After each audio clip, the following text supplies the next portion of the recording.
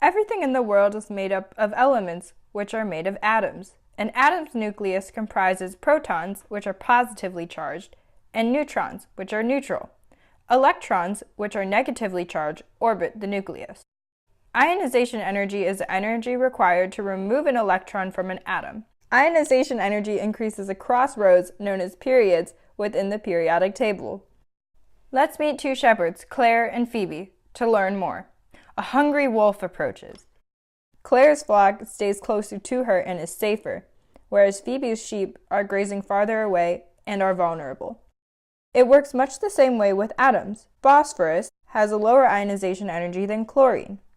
Similar to Claire's sheep being safer because they are closer to her, the attraction between the nucleus and the electrons in the chlorine atom is stronger, drawing the outermost electrons, known as valence electrons, closer to the nucleus.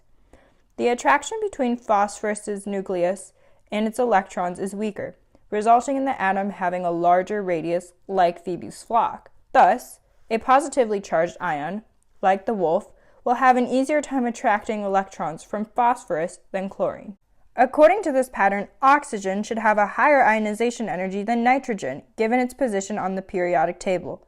However, oxygen's ionization energy is lower than nitrogen's. Why? This is an exception.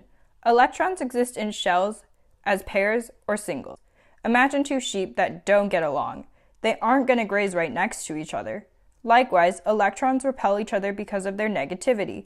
If a wolf approaches, one sheep might push the other towards the wolf for self-preservation.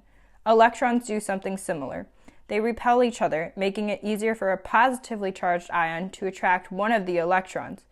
This is known as electron-electron repulsion and applies to the elements in nitrogen's and oxygen's columns. Patterns and exceptions like these make chemistry fascinating.